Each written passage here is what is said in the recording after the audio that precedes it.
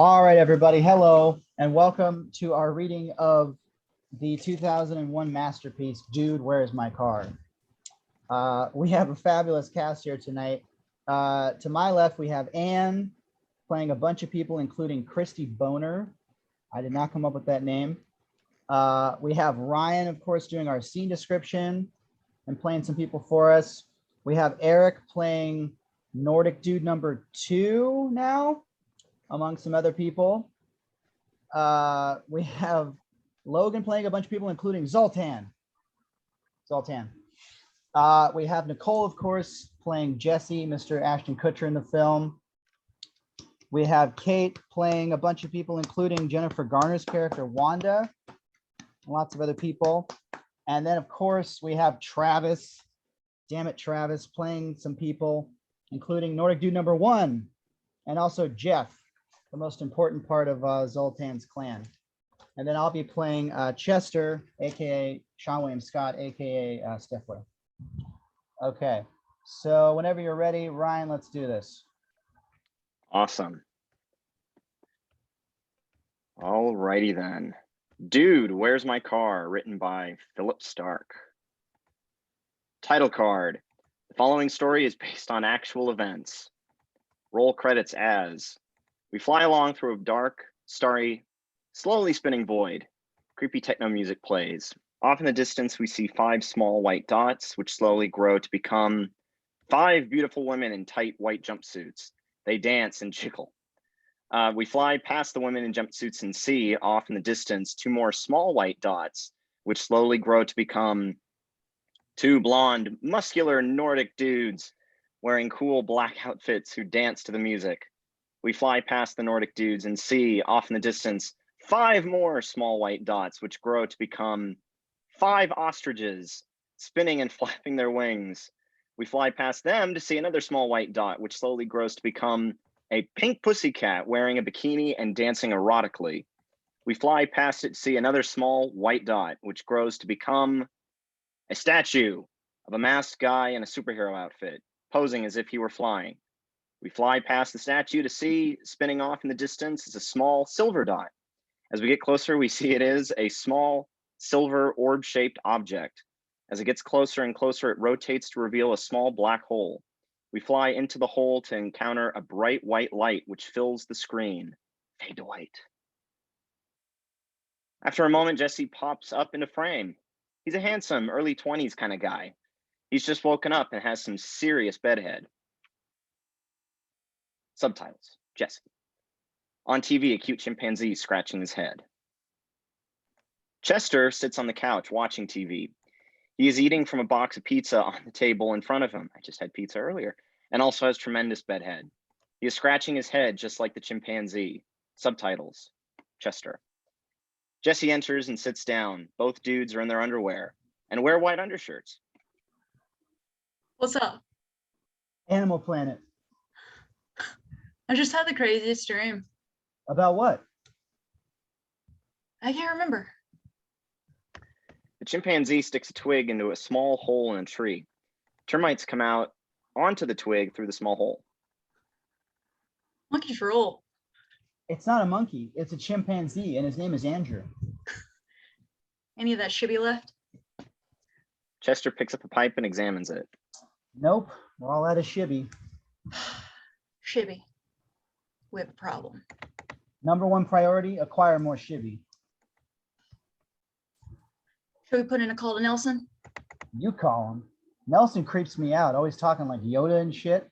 I'm afraid he's gonna hop on my back and ride me around the swamp. Yeah. If you want the shibby, you must seek out the shibby. Besides, Nelson shibby is. The shibby shibby around. We must have smoked a ton of shibby last night. I don't remember a thing. Closet door opens and a disheveled guy, Gene, stumbles out. Morning, guys. Morning, Gene. Morning, Gene. Gene stumbles over to a large potted plant and starts to piss into it. Someone hands a chimpanzee a Rubik's Cube, which the chimp quickly solves. That is one smart primate. What did we do last night? I don't know. Didn't the twins have a party? Yeah, that's it. The twins had a party. Right. And were we there? I'm assuming we were. What kind of boyfriends would we be if we weren't? Lazy stone ones. Right. Gene zips up and stumbles back into the closet. Another chimpanzee is sitting on a tree branch, scratching his ass. He then smells his fingers and immediately falls out of the tree. Chester sees this and reaches down to scratch his ass. He then smells his fingers and immediately falls back over behind the couch. Black screen. From the refrigerator's point of view, the fridge door opens, revealing Jesse, and Chester. When the light hits them, they stare inside, looking confused. We reveal the fridge is packed top to bottom with packages of pudding. It's pudding. I always wonder what a fridge full of pudding would look like. Is it possible that we got so wasted last night that we bought enough pudding to last a year and then totally forgot about it? Chester has opened up the pantry door, revealing stacks and stacks of pudding. I'd say it's entirely possible. The dudes stand in front of the fridge looking at the pudding. Chester reaches out for one. Jesse stops him. Wait, dude. It could be some type of trap. Right. Hey, it's the swirly kind. Sweet! They reach in and start grabbing packages of pudding. We are close on the answering machine as the phone rings. You have reached Planet Shibby. Jesse and Chester are Shibby at the moment. Please leave your Shibby at the beep, and we will get back to you as Shibby as we can. Shibby! What happened to you guys last night? You were totally out of control. You guys show up late from work and then go around asking everyone to Partake of in the the shibby with you, and now our house is trashed. You guys are sucky boyfriends. You're always disappointing us. And now you're probably just sitting there on the couch in your underwear, Playing stupid thumb wars. wearing those ridiculous army helmets. We pull back to reveal Jesse and Chester sitting on the couch in the middle of a thumb war, wearing green army helmets. They are surrounded by empty pudding containers. They're busted. And if you are, you've probably forgotten our anniversary. Suspense sting! Jesse and Chester look at each other all bug-eyed, as if suddenly remembering something scary. Which is Which is today. today.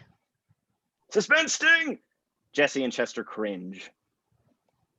So that means you don't get the special treats we had in store for you. Yeah, we just wanted to call and thank you guys for trashing our house And forgetting our anniversary. and for being such sucky boyfriends. Bye. The phone slams down and the answering machine clicks off. The twins sound pissed, dude. Yeah, sensors indicate we are in trouble. Good thing we already bought them gifts. Right.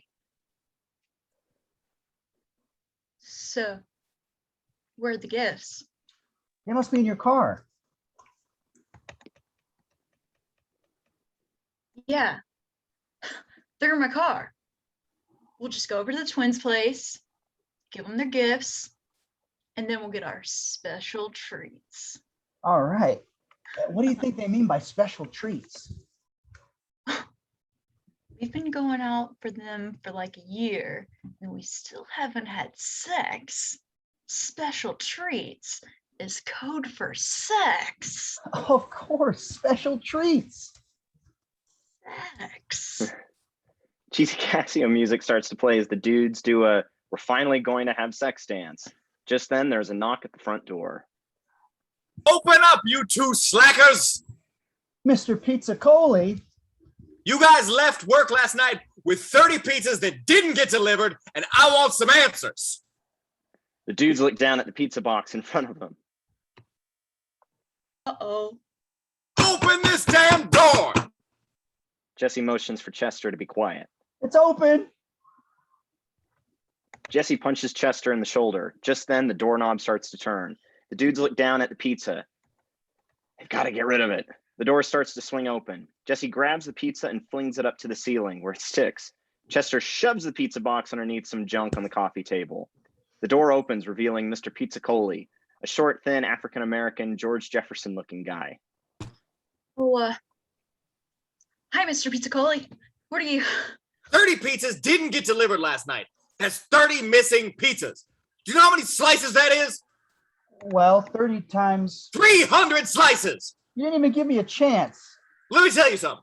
If I ever found out you were taking home my pizzas for your own personal eating pleasure, I'd crush you. Jesse looks up to the pizza on the ceiling. One slice is becoming unstuck and is just about to fall. Look, an elephant. What? The slice falls. Jesse catches it and tosses it off screen.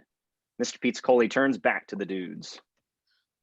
You two are the most irresponsible, disappointing employees ever to work at Mr. Pizzacoli's Pronto Pizza Delivery. Trained dolphins could do the job better than you. Well, sure, but then the pizzas would get all wet. Another slice is about to fall. Look, a unicorn. Unicorn? The slice falls. Chester catches it and tosses it off screen. Mr. Pizzacoli turns back to the dudes. Sorry, I guess it was just a regular horse. You guys got lucky this time. I know you've been embezzling my pizza. I will catch you eventually, and when I do, you'll never deliver pizza in this town again. Mr. Pizzacoli exits. Close one. Yeah. The last two slices of pizza immediately fall from the ceiling. The dudes catch them without looking and nonchalantly start to eat them. We push in on the dudes as they exit the house. They stop when they reach the street. Jesse looks around, confused. Dude, where's my car? The neighborhood is quiet. Across the street, a dog pisses against a tree. Where's your car, dude? Jesse continues to look around. Dude, where's my car? Where's your car, dude? Did I drive last night? I think so. Really? I'm not sure. Dude, where's your car? This isn't funny, dude. My car's gone. Yeah, And that means the anniversary gifts are gone too. which means no special treats. They stand there for a moment. Jesse thinks. Chester giggles. Dude, where's my car? It's probably just around. We must have gotten extremely wasted last night. Exceptionally wasted. The dudes stand there for a moment. Dude, where's my car? Shut up, dude. Look, I know what we need to do. Get back into the state of mind we were in last night. That way we can retrace our steps. Yeah, Sense memory, simulated perception, altered consciousness memory retrieval. Discovery Channel. Nelson's. Chivy. The dudes walk off. Across the street, we see the same two blonde Nordic dudes from the opening dream sequence. Ominous sting. Nordic dude number one looks to Nordic dude number two and nods. The dudes are walking along.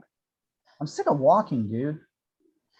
We reveal that the dudes have walked 3 houses down from their place. They see a car approaching.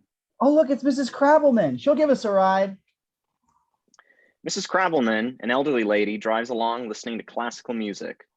Back on the street, Chester steps out into the street and motions for Mrs. Crabbleman to stop. Hey, Mrs. Crabbleman. The car hits Chester. He tumbles through the air and lands in the street. Mrs. Crabbleman drives away. Fucking stoners. Jesse approaches Chester. Oh, She must have not have recognized you, dude. Another car approaches. Hey, look, it's the Bingelmans. Jesse steps into the path of the oncoming car. Hey, Mr. Bingelman. The car hits him, knocking him into the air, and he lands next to Chester. Maybe we should just walk. We were in a beautiful oriental backyard with stone paths, bonsai trees, and a miniature waterfall. Nelson, the neighborhood drug dealer, wears a colorful Japanese silk robe. Jesse and Chester sit on a funky Japanese-style couch. Nelson is using a pair of yard clippers to snip at a topiary as he talks to the dudes. So, gone your car is, hmm? Totally. It just disappeared. Pretty wasted last night, you guys were. Thanks for the update. What now will you do? Could you please not talk like that? What like? Like you're the Dalai Lama or something. I don't know what you're talking about, dude. And what's up with that outfit? I got this in Japan. You never been to Japan. I said I got it at the Japan Mart down the street. Damn, would you let me finish? Nelson steps back to admire the topiary. We reveal it is a sculpture of Nelson holding a pair of yard clippers in the exact same pose as he is now. That's deep. Listen, Nelson, we spent our paychecks on anniversary gifts, which are in my car, which is gone. So we need to do a little sense memory thing to get into the mindset that we were in last night. So we were hoping. Sorry, dudes, I can't front you any shibby. But help you with any wisdom I can. Actually, we prefer the shippy. You got to look deep in your consciousness, dudes. Concentrate on the knowledge inside you must. Your eyes, close. Nelson closes his eyes and concentrates for a moment. Find your center. Feel the yin as well as the yang. Can you feel it? Nelson opens his eyes to see Jesse and Chester huddled over a small, cute dog, Jackal. Jackal is either really tired or dead. Oh boy. The dudes poke at it and play with its ears. Hey, you just aren't concentrating. Is this dog alive? Of course he is. Here, Jackal. Come here, boy. Jackal opens an eye to see Nelson, but doesn't move. I don't think he's coming. Maybe he's deaf, dude. He's not deaf, dude. Does he know any other tricks besides not moving? This totally cracks them up. They laugh like it's the funniest thing they've ever heard. Jackal just lies there, the most comfortable, laziest dog ever. He does know one trick. Nelson reaches into a drawer and pulls out a pipe shaped like a dog. He holds it out to Jackal. Here you go, Jackal. Want a shibby? Jackal barks, hops up, and comes over to the table. Nelson sticks the pipe in his mouth. As Nelson lights the pipe, Jackal begins to puff on it. This dog, I tell you. Jesse and Chester sit up, impressed. Jackal finally finishes, exhales a huge cloud of smoke, and coughs a little. The cloud of smoke covers Jesse and Chester, who try to inhale as much as possible. Dude, your dog's a stoner. Can he also bong a beer? Nah. Pretty much all he does is lie around and smoke shibby. Hey, maybe Jackal will share his shibby with us. Chester reaches for the pipe Jackal was smoking. Don't! Suddenly, Jackal is inches from Chester's face, growling menacingly. Chester freezes, scared shitless. Nelson reaches over and slowly takes the pipe out of Chester's hand. He's very protective of his pipe. People touch it. Does not like it. Sorry, dude. Tell him that. Chester looks to Jackal, who still bares his teeth. Sorry, Jackal. Nelson pets Jackal, who slowly backs away, still growling. Okay, Jackal. He's sorry. It's okay. Chill. Jackal goes and lies back down. Chester sits back, a bit shaken. That dog's messed up, dude. Ugh. Well, now what should we do? Eat? No. Eat. Yeah. Choice. Excellent, my friend. Nelson drives a station wagon, which pulls up into the drive-thru of a place called Chinese Food. They pull up next to a takeout speaker shaped like a Chinese food to-go box with 2 chopsticks sticking out of it. Jackal sits in the passenger seat with Jesse and Chester in the back. Chinese food, may I help you? I'd like to place an order. What you like?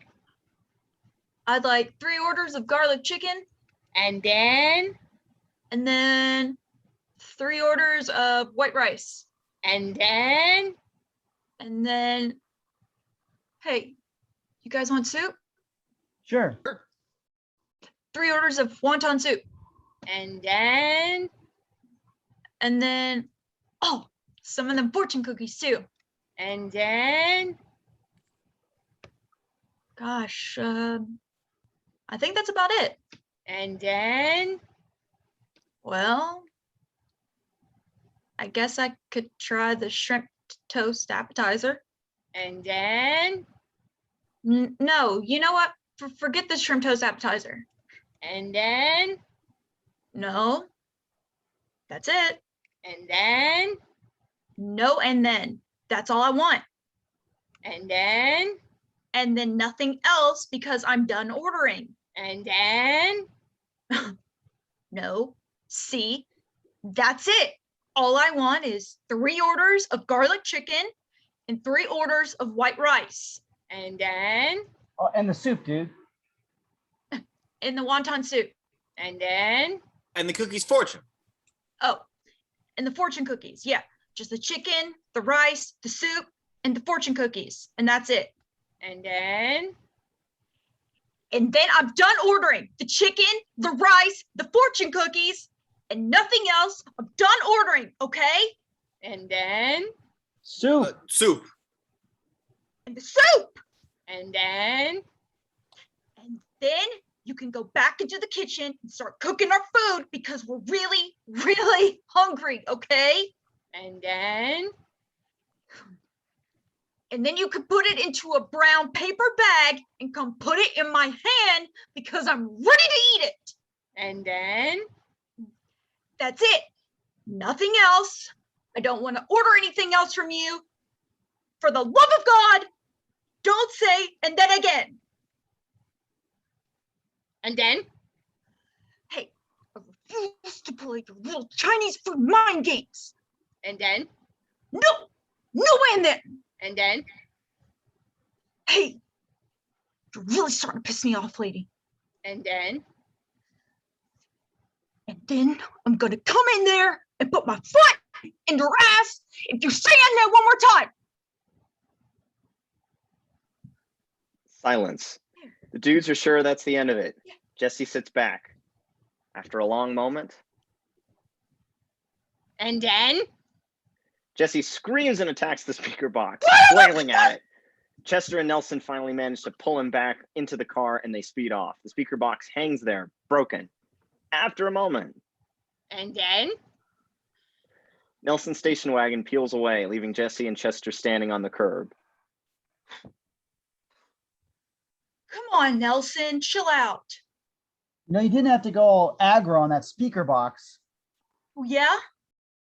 Well, you didn't have to call the Dalai Lama that name you called him. I was just kidding around. Well, Nelson didn't appreciate it. Wow, look, it's Christy Boner. Across the street, they see Christy Boner, a super hot, voluptuous girl. Music cue, hot, sexy chick music. Wow, the hottest of the hot. El fuego of all that is el fuego. Christy looks up and notices then. She waves and approaches. Did she just wave at us? No way, she'd never wave at us. Then why did she just wave at us? I don't know, maybe she thinks we're other people she waves to. Christy reaches them. She's a sex pot. Hi, Chester. Hi. Christy walks past Chester and snuggles up to Jesse. Hi, Jesse. Had a really good time last night. Me too. That was one really crazy party. Huh? Yeah, crazy. You guys were pretty wasted last night. Yeah. Sort of blurry about it all. Say, have you seen my car? I saw it last night. I mean, I saw the back seat. Okay, but I'm talking about the whole thing. Why don't you just buy another one? I mean, you did win the lottery. Lottery? Yeah, that's why you had those suitcases full of money, remember? Suitcase full of money? Don't you remember when you gave me $500 to show you my hoo-hoos? $500. Hoo-hoos? Hoo-hoos. You mean you don't remember anything? Kisses Jesse lightly on the lips. Dude, How about now? No. Jesse takes his hand and places it on her breast. How about now? Wow. I'm a bit fuzzy too. If I could just get a refresher somewhere in this area. Just then, a pickup truck pulls up, and Tommy, Christy's boyfriend, jumps out along with a group of four of his musclehead friends. They all wear gym clothes and are muscular athletic weightlifting tanks. Oh, geez. Are these stoners bothering you, Christy? No, Tommy. Stoners like you could never score with a chick like this. I suggest you stick to your own kind. What? Next time I catch you guys bothering my girlfriend, it's a stoner bash in a time. Oh, yeah? Yeah! Yeah. Okay. Consider this warning. Tommy motions behind Jesse and Chester. Two muscle heads pop up and slam two garbage cans down onto the dudes. Later, dudes! Tommy guides Christy back into the pickup. The muscle heads jump in the back and the pickup peels out, leaving Jesse and Chester standing there with trash cans covering them down to their elbows. Dude, you touched Christy Boner's hoo-hoo. They low five. The dudes walk. Christy Boner is super hot, dude. When I'm squeezing the skinny Charmin, I picture her. Dude, too much information. Sorry, dude. Where'd we get a suitcase full of money? And why don't we have it now? Maybe we deposited it in a Swiss bank account. I bet if we figure out how we get that money, we'll figure out where my car is and get those anniversary gifts. And then we get our special treats. Now, if we had a ridiculous sum of money, where would we go? They stand there for a moment thinking. Chester pulls his hand out of his pocket and sees he is holding a matchbook. Dude. He shows the matchbook to Jesse. It reads, "Get pet at the Kitty Cat Club." There's a silhouette of a ridiculously busty woman on the cover and a pink fur fringe. Dude. Dude. A neon sign just like the matchbook cover, a silhouette of a ridiculously busty woman, and in big pink letters, the Kitty Cat Club. Atop the sign is a huge plastic pink pussycat wearing a bikini, just like the one from Jesse's dream. Jesse and Chester stand out front, looking up at the sign. Sweet. Sweet. A dark, cavernous, high-class strip club. Sexy dance music plays over the sound system. Plush red velvet everywhere, multiple stages, mirrors all over the walls, a bar, and plenty of unbelievably hot strippers walking around in tight mini skirts and tiny white t-shirts, as well as waitresses in tiny revealing kitten tuxedo uniforms. The dudes enter and take it all in. No way we were here last night. We never been in a place like this. Just then a stripper turns and sees them. Look, everyone, it's Mr. Jesse and Mr. Chester. All the dancers, strippers, and waitresses stop what they're doing and give the dudes a standing ovation. Jesse and Chester look away from the strippers to each other and back. They wave awkwardly, acknowledging the applause. From the bar, a beautiful red-headed bartender motions for them to come over. The bar as the dudes approach. Good afternoon, Jesse. Chester, how are we feeling today? Whoa, fuzzy. That doesn't surprise me. You guys were pretty wasted last night. Just then, an amazingly hot stripper, Tanya, approaches. She speaks in a bubbly, ditzy voice. Hi, Chester. Hi, Jesse. Did you guys enjoy yourselves last night?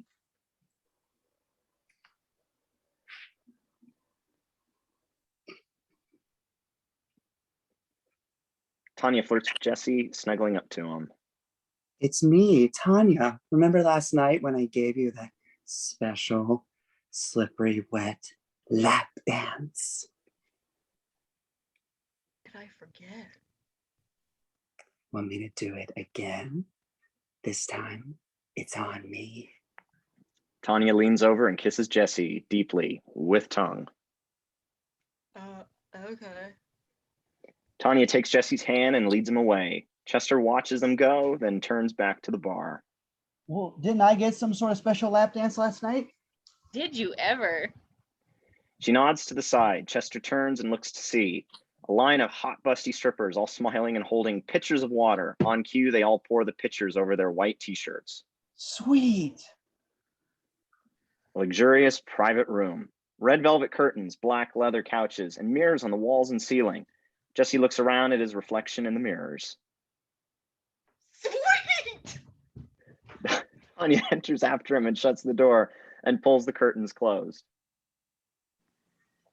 So, just how super special can a slippery lap dance be? Tanya turns and grabs Jesse by the neck and lifts him up off the ground, his feet dangling in midair. What the hell were you thinking, throwing around my money like that? That wasn't part of the plan. You're I'm a gender challenged male. well, what does that mean? Tanya steps back and lifts up her skirt, revealing a huge bulge in her underwear. Jesse looks around to see Tanya's bulge reflected in all the mirrors in the room. Dude, you're a dude! Jesse tries to spit out the kiss Tanya gave him earlier. Tanya grabs him. Last night, I had you to sneak a suitcase full of stolen money out of the club. Stolen money? Yeah, $200,000. $200,000? Took me 5 months of snooping around to find the combination to the owner's private safe. $200,000? I gave you the suitcase and you left. You guys were supposed to meet me, but you never showed up. She places her hands around Jesse's throat. $200,000? Where's that suitcase? I don't know. Tanya starts to choke Jesse a bit more. It must be my car. Then get it, fast, She leans in very close to him. or else you'll be singing soprano. Jesse thinks about this for a moment. She grabs his balls. Because I'll cut off your balls. Jesse whimpers. Chester is dancing in the middle of a circle of breakdancing strippers in bikinis. Breakdance music plays as they all dance and have a great time. Okay, now do the wave. Chester and the strippers start to do the wave. Jesse approaches. Dude, we gotta go. Are you crazy? I'm surrounded by breakdancing strippers. Seriously, dude, this is an emergency. So is this, dude. It's a breakdancing stripper emergency. He drags Chester away. Bye, Chester. Mm. The strippers wave, but in the motion of doing the wave one after the other. The dudes walk. So apparently, we were supposed to meet her with a suitcase. We didn't show up. Huh. Sounds like us. How wasted were we last night? I touched Christy Bonner's hoo-hoo. We were on the book for $200,000, which belongs to a stripper, and my car is gone. I'd say we were pretty wasted. Dude, we really need to find your car. Let's see. Last place we remember being last night. The Dudes think for a twins. moment. The twins. Sorry. Dude, we can't show up without the anniversary gifts. Okay. We'll get them a little something for now until we find my car and get them the real gift. The dudes dig into their pockets, revealing a dollar bill, a couple of coins, and a couple of lint covered gummy bears. The dudes eat the gummy bears. I don't know, dude. Trust me. It'll be really cool. The twins' house is absolutely trashed. The lawn is dug up in places, there's broken furniture laying around, and smoke floats lazily from a charred, burnt roof. We are so dead. I roger that, dude. We pan across the interior of the twins' spotless living room, which is decorated completely in white. We stop on Wanda and Wilma, two cute, petite blonde girls wearing cleaning clothes and holding cleaning implements. They are twins, but not identical twins. We've been cleaning all morning. The bathroom alone took us 2 hours. And now we're going to be late for work. What do you guys have to say for yourselves? Happy anniversary. Happy anniversary. Chester meekly holds out a small box of chocolates. Wanda opens the box. It's half empty. The dark ones, because we know you guys don't like those. Our chocolates are the only ones we do like. Oh, yeah. You could use the box to keep ribbons. You forgot our anniversary, didn't you? Of course not. We got you great gifts. We just had some car trouble. Yeah, but we came over as soon as we could to help you guys clean up. Ah, but it looks like you're already done. All that's left to do is to take out the trash. I guess they haven't been outside yet. We'll take care of the trash. You guys go take a hot bath. Yeah, you deserve it after all this hard work. Go ahead and pamper yourselves. Well, I guess we could use the help. Don't mess anything up. We see a huge pile of all different kinds of black garbage bags, brown paper bags, clear plastic bags, all overflowing with trash. Jesse and Chester stand looking at all the garbage bags. How many trips? Uno. They high five. Shivvy. Jesse and Chester come out of the kitchen completely loaded down with garbage bags. Some are tied to their belts, some tied to their arms, others balanced awkwardly. They carry between them a huge black garbage bag with stacks of smaller garbage bags balanced on top of it. Slow and steady, good buddy. 10-4. They walk across the room very slowly, concentrating on keeping their balance. As they reach the middle of the room, a single bottle cap falls in the very top bag and lands between them. Jesse and Chester eye the fallen bottle cap. Kick it to me. As Chester tries to kick the bottle cap toward Jesse, trash starts to tumble from both of their garbage bags. The dudes are totally oblivious. Chester starts to take one of his shoes off. As he wiggles around, he snags one of his garbage bags on a CD case, ripping a hole in it. A foul brown liquid starts to pour out all over the white carpet. Jesse starts to take off one of his shoes. As he does, he bumps one of his garbage bags into a wicker chair, ripping a hole in it. A foul orange liquid starts to pour out all over the white couch. Jesse and Chester now try to pick up the bottle cap with their bare feet. As the dudes concentrate on the bottle cap, they bump into various shelves, knocking over glass figurines and picture frames, which fall to the floor and break. Chester finally picks up the bottle cap with his bare foot. I got it. Oh my God. The dudes turn to face the twins, who are now dressed for work. We reveal that the once clean, pure white room is now completely trashed. Uh-oh. The dudes stand there for a moment as the twins stare at them. You got any paper towels? Just then, all the bottoms of the garbage bags rip open, spilling trash everywhere. The dudes are shoved out of the house by the twins. You guys can't do anything right. Why do you have to mess everything up? The twins slam the door. A beat. The door reopens and two shoes fly out and hit them on the head. The dudes put their shoes back on and stand there for a moment. Dude, where's your car? A minivan pulls up behind them. The door files open and the dudes are pulled inside. The van speeds off. In the foreground, we see the two Nordic dudes watching the minivan drive away. Ominous sting. The dudes orient themselves. They are sitting in the middle seat between two nerdy-looking guys, Jeff and Zellner. In the seat behind them, another guy, Zelbor, and a girl, Zelmina, in the in the back seat. In the front passenger seat, turned around to talk to them, is Zarnoff. Zabu drives. These people are all physically unimpressive, sort of nebbishy, and have greased back hair. They wear matching outfits of khakis, white shirts, and ties, and look like they are members of a cult. Sorry about yanking you guys off the street like that, but we really need to talk to you. Who are you guys? My name is Arnoff. This is Zellner, Zelbor, Zelmina, Zabu, and Jeff. Hey. Now, to answer your question, more specifically, we're the recipients of instructions from extraterrestrials regarding the interstellar path to outer space. Jesse and Chester stare at him for a moment, then look to each other and start to chuckle. Oh. Oh. Go ahead and laugh. We're all used to being mocked. Okay. Okay. They start to laugh again. We have been sent by our wise and powerful leader, Zoltan. At the mention of the name Zoltan, the cult guys all do a complicated hand gesture salute. To find you and recover the continuum transfunctioner. The who? What?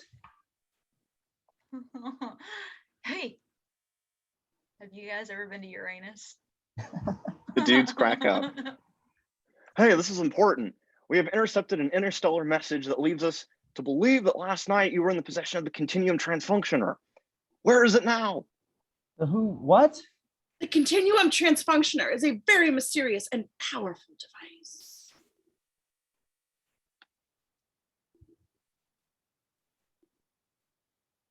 And And its mystery is exceeded only by its power. I'm sorry, but we don't remember a thing about last night. Not surprised. You guys were pretty wasted. You must be careful. Danger follows the continuum transfunctioner. So says Zoltan. Mention of the name Zoltan, the cult guys do their Zoltan? salute again. Dude, that's so gay. Yeah. Jesse nods to Chester and winks.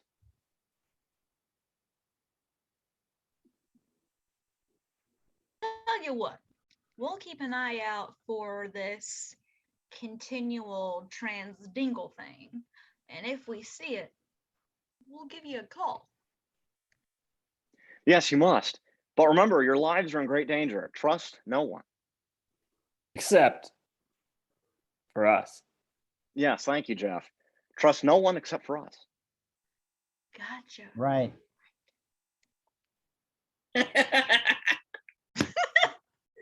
Uranus.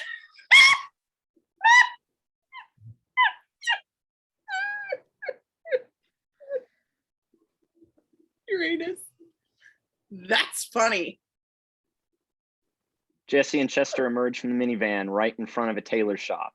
The minivan speeds off. Okay, let's recap last night. We lost my car, accepted stolen money from a transsexual stripper, and now some space nerds wants to find out something we can't pronounce. I hate to say it, but maybe we should cut back on this shitty. Chester slaps Jesse across the face. Thanks, dude. Shivy. They high five. An old Chinese tailor comes out of the shop behind them. Ah, you're right on time. You pick up your special suits. Huh? Taylor makes special suits for you. Big spender, two guys. Come on, pick them up. But You already paid last night. All ready for you. Jesse, Chester, and the old Chinese tailor head inside. Jesse and Chester are changing clothes. As they take off their shirts, we see that on each of their backs is a tattoo. Oh boy. High up across their shoulders, like the names on a football jersey. Jesse says, dude. Chester says, sweet. I dude, notice each other's tattoo. you got a tattoo. Oh, so did you, dude. How wasted were we last night? I don't know, dude. What does mine say? Sweet. What about mine? Dude, what does mine say? Sweet. What about mine? Dude, what does mine say? Sweet. What about mine? Dude, what does mine say? Sweet. What about mine? Dude, what does mine say? Sweet. What does mine say? Dude, what does mine say? Sweet. What does mine say? Dude, what does mine say? They start to wrestle and fight in a we're friends, but I'm only going to kick your ass sort of way when Idiots! Your tattoo says dude. Your tattoo says sweet. Got it? Jesse and Chester look at each other's tattoos again. Oh. The dudes hug. Jesse and Chester stand in front of a mirror. Jesse wears a fresh blue Adidas blue Adidas tracksuit, and Chester wears a fresh red Adidas tracksuit. Very sharp, very sharp. You two number one extra special, very good looking guys. So we bought these last night. Oh yes, you two very wasted last night. How much are these? You already paid for it. Just do minor alterations. Add all secret pockets you order. Secret pockets? Maybe we got the continual transfictor. Jesse unzips a pocket and pulled out a kaleidoscope. He looks through it and sees an image of fragmented Chinese things. Damn it, Travis! Cool. He unzips another secret pocket and pulls out a dove. Whoa. Chester tosses the dove into the air. It flies straight for a window and slams into the glass, then falls to the ground. Chester unzips a secret pocket and pulls out a Rubik's Cube. Sweet. Chester starts to fiddle with the Rubik's Cube. Me, but how do we pay for these suits? Oh, you pay cash. Cold, hard cash. Crisp, one new $100 bills. I see. And by chance, did you see the car we were driving in? Car? I see no car.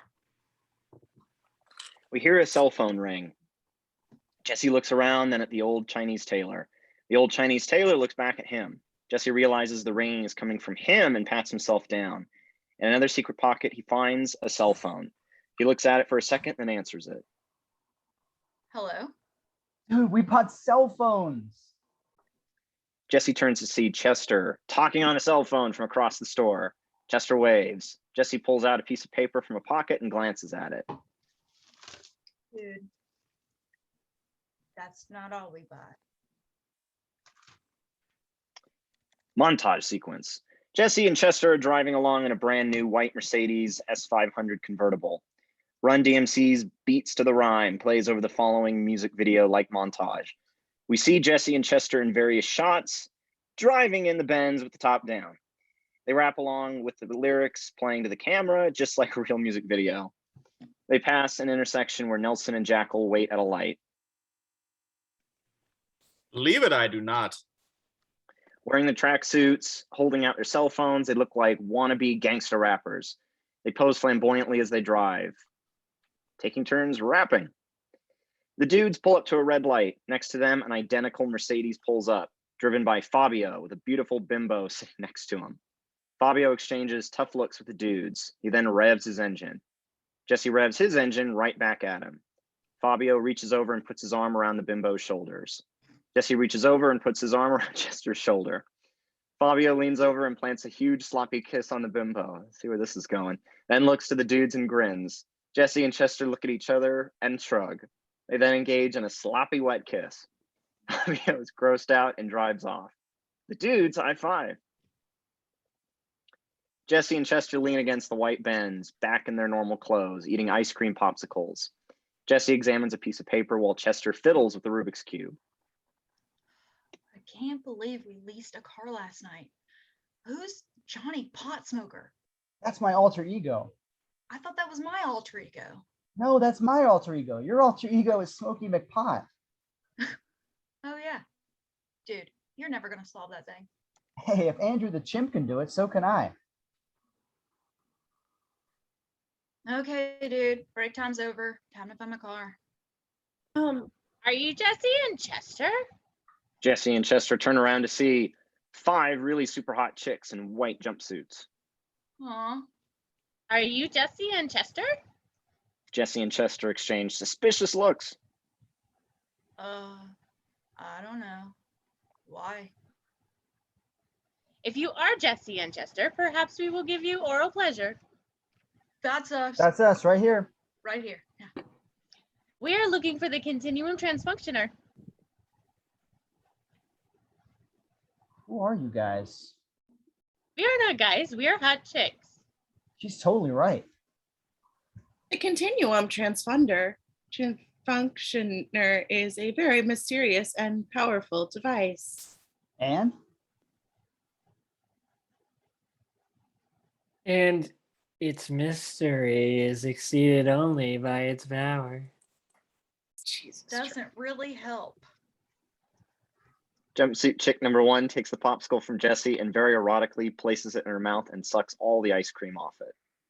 Whoa. Oh. She hands the popsicle stick back to Jesse. We are the keepers of the continuum transfunctioner. We've lost it and we need it back. Umbilical Pivotal pinky translift burr? We will give you oral pleasure now if you give us the continuum transfunctioner. Oh, the continuum transfunctioner. Well, that's funny because we just, you know. What my friend is trying to say, ladies, is that the whereabouts of the continuum transfunctioner are not completely clear at this time. I see. But let me get your proposition straight. First, you give us oral pleasure, then we give you the continuum transfunctioner. No, first you give us the continuum transfunctioner, then we give you oral pleasure. I don't know. How do we know you'll still give us oral pleasure after we give you the continuum transfunctioner? We promise. Look, I really want to make this work. Jumpsuit girls are stumped. I'll tell you what, you give me oral pleasure, then we give you the continuum transfunctioner. Then if there's time, you can take care of my friend. Dude! Deal. Sweet. Jesse pulls Chester aside. Those space nerds told us not to trust anyone. Yeah, but they're offering us oral pleasure. Well, okay. The dudes turn back to the jumpsuit chicks, but they are gone. In their places, Tanya. Hey, where'd the hot chicks go? Tanya takes a menacing step towards the dudes. Where's my money, boys? We were just about to go pick it up. I need that money pronto. Genital implants aren't free, you know. Genital implants? Yeah, I found a doctor in Venezuela who could take off my take off my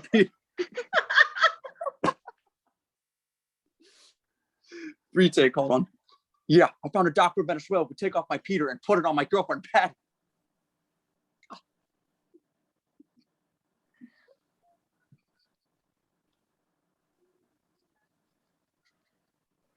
What's that, Jesse?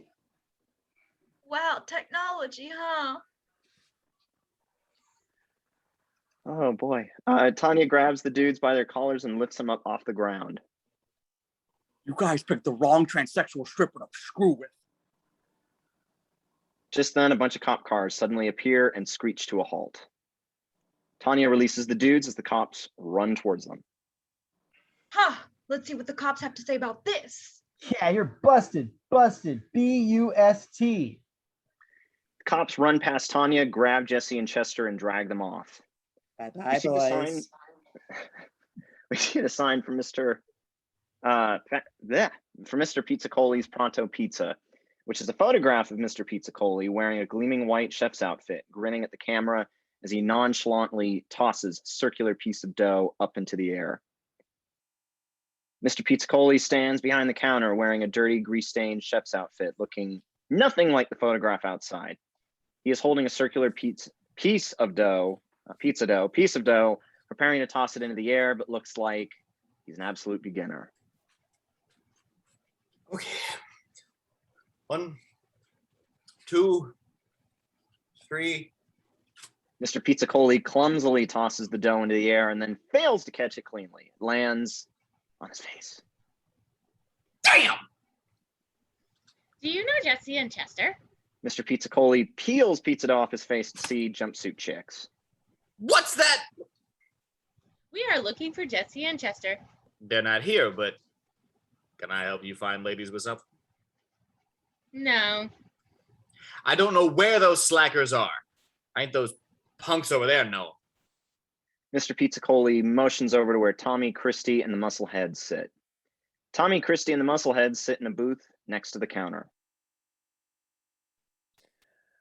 What were you doing hanging out with those stoners in the first place? They were being nice to me, unlike someone I know.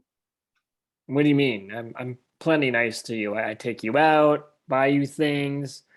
I bought you that calzone. I told you I hate calzones. Oh yeah. Let me help you out there. Tommy grabs the calzone and starts to eat it. Good man. You know what? I think it's time I found someone who had a sensitive side to them. Someone who respects me as a person. Someone like Jesse and Chester. Christie walks off. Tommy's pissed. He turns to the Muscleheads. We're gonna find Jesse and Chester. And when we do, it's stoner passion time. Just then at the counter behind them, the jumpsuit chicks spin around.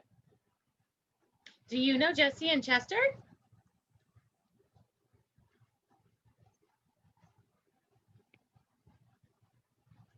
Do you? I'm sorry. Who are you? We are hot chicks. Tommy and the Muscleheads check out the hot jumpsuit chicks. Yes. Yes, you are. Mm-hmm. We believe Jesse and Chester have the continuum transfunctioner. However, if you recover the continuum transfunctioner from them and bring it to us, we will give you oral pleasure. You've got yourselves a deal. Tommy leans over to the Muscleheads. Okay. New plan. First, we find those stoners, get the continuum transfunctioner, and get orally pleasured. Then, it's stoner passion time. Tommy turns back to the jumpsuit chicks with a mischievous look in his eye. And I just remembered where you might find Jesse and Chester. Jesse and Chester sit at a metal table. Jim, a tall, muscular cop, paces behind Anderson, a shorter, thinner cop. Both are dressed like typical cops and have cop mustaches. So let's go over this one more time. Last night, your car was spotted leaving the scene of a major drug deal. So you found my car? Oh, believe me, you guys have more important things to worry about right now. Where were you last night between midnight and 2 a.m.? I told you we don't remember anything. I see. We're going to have to do this the hard way. Anderson turns and nods to Jim. Jim nods and walks over to one side of the room, where there is a chair, a life-size dummy in it, wearing thrift store clothes. He places it in a chair next to the dudes and steps back. Where were you last night between midnight and 2 a.m.? Don't remember. Anderson turns and nods to Jim. Jim steps up to the dummy and violently punches it over and over in the head and body. When he finishes, he takes a step back, a bit winded. Now do you remember? No. Anderson turns and nods again to Jim.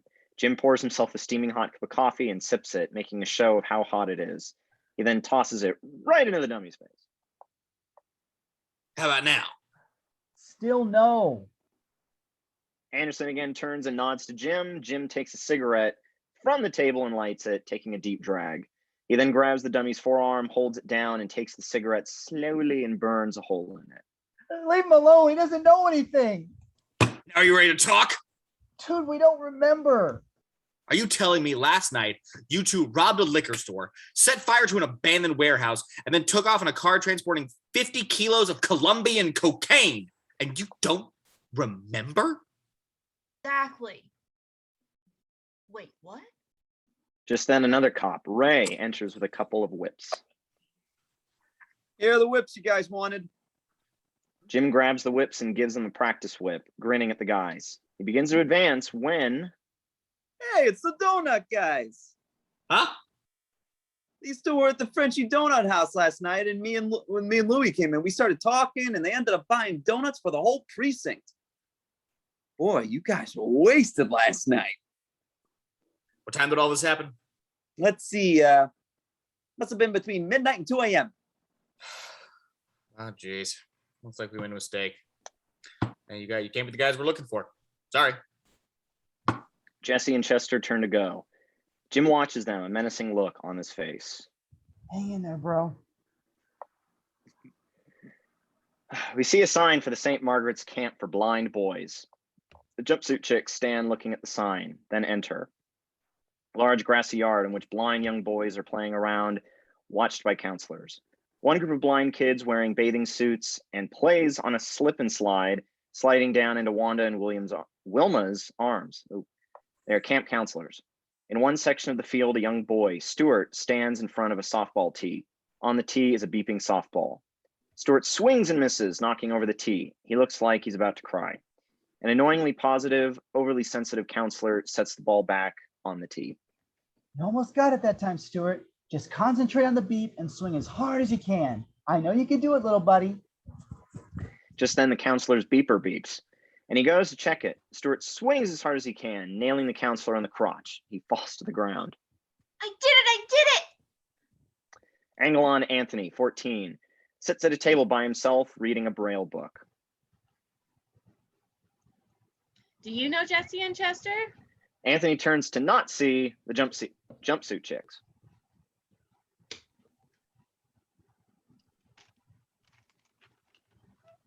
Pardon me? We are looking for Jesse and Chester. Have you seen them? Who are you? We are extremely hot chicks with large breasts. Really? Can I touch your face? It's the only way I can really see who I'm talking to. Jumpsuit chick number 1 looks to the others, a bit confused.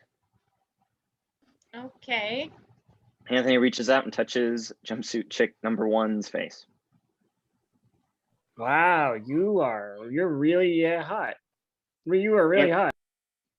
Anthony gulps, then lets his hand run down jumpsuit chick number one's face and neck, stopping on her tit, which he clutches. Is this normal? Yes. Yes, it is. It's how blind people shake hands. Wanda and Wilma, who are still at one end of the slip and slide, they look over and see Anthony now groping a different jumpsuit chick with each hand. What the? What the? Wanda and Wilma quickly get up and head towards them. As they leave, we see a kid go flying by on the slip and slide. He slides off the end of it, continues to slide over grass, sidewalk, then right into the counselor who got knocked in the balls by Stuart. The kid's knee nails the counselor in the crotch. Anthony and the jumpsuit chicks. Wanda and Wilma approach. Anthony, what's going on here?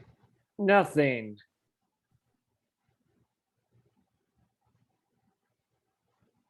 We are looking for Jesse and Chester. Who are you guys? We are not guys. We are hot chicks. We are supposed to meet Jesse and Chester later, but we cannot wait. Twins look at each other. Well, we don't know where they are. And we don't care. Twins walk off. The jumpsuit chicks turn to see Anthony and a large group of blind kids coming towards them, arms extended. Ray walks Jesse and Chester over to the main counter. Listen, I'm really sorry about this. Looks like it was a case of mistaken identity. Actually, those are the real criminals over there. They look over and see a female little person and a huge black guy handcuffed together, sitting on a bench. One of our officers made the wrong identification. A fat uniformed cop, Rick, with very thick glasses, appears behind the counter eating a donut from a box of donuts. Sorry about that. Yeah, Rick here, he'll tell you exactly where your car is. Ray leaves. We found the car. We found the car. We found the car. Cheesy Casio music starts up as Jesse and Chester do a little "We found the car" dance. The music ends. Now we can get the anniversary gifts, go over to the twins, and get our special treats. All right, Rick, give me the keys. We're out of here. You got it. Oh boy. Well, what's the problem, Rick? Nothing. Oh boy. Oh boy, oh boy. Did you say you wanted your car back or did you want it impounded? We'd like our car back, please. Rick laughs nervously. That's funny. See, I accidentally sent it to the impound. Rick.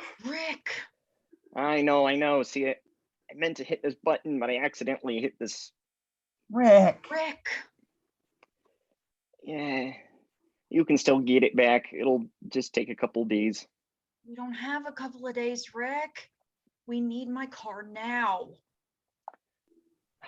I'm sorry, there's really nothing I can do. Bavarian cream pie? Close in on a TV screen. We flip through channels, sports, talk shows, soaps, until we stop at a dog show. Fat woman leads a fancy white poodle around a green carpet. Just look at that Scottish poodle. Have you ever seen a tighter pair of flanks?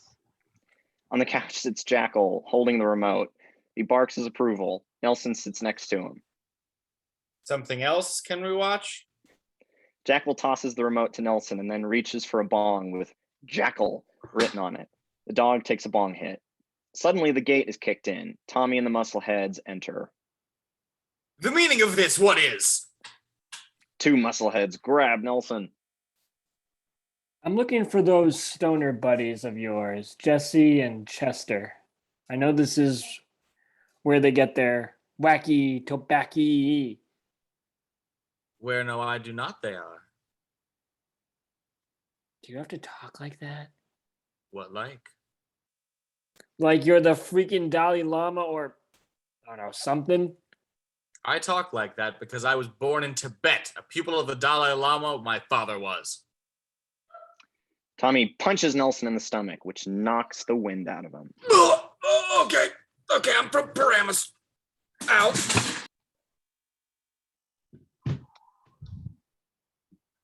All right. The dudes sit on the steps in front of the police station, finishing off some donuts. They have donut crumbs all over their mouths. Chester is fiddling with the Rubik's Cube. I guess this is it, dude. We finally hit a dead end. What about the twins' gifts? And the special treats? And Tanya's money? And the continuing twin transfunctioner? If we could just remember something, anything. Jesse grabs Chester's head. Chester grabs Jesse's head. They move their faces very close to each other and concentrate mightily, but to no avail. Listen, we've been through a lot today, and I'm tired. I haven't spent this much time away from the couch in years. Besides, it's Shark Attack Week on Animal Planet. So what do we do now? How do all our trials and tribulations usually end? Shibby. Chester whips out his cell phone and dials. Nelson, it's Chester. We're coming over for some shibby. Estimated time of shibby, 10 shibbies. Tommy holds the phone. Chester, it's me, Tommy. I'm afraid your buddy Nelson is busy at the moment. In the background, we see one of the muscleheads holding Nelson as the other muscleheads shred the topiary. One musclehead uses a pair of shears to cut off the topiary statue's head, which falls to the ground and rolls over to Nelson. Bad karma, that is, dude. Why don't you just go ahead and tell me where the continuum transfunctioner is? No hablo English.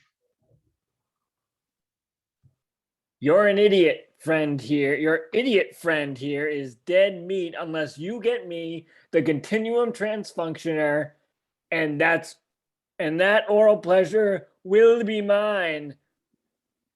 Tommy notices Jackal's pipe on the table and picks it up. Immediately, Jackal's head pops up. He growls.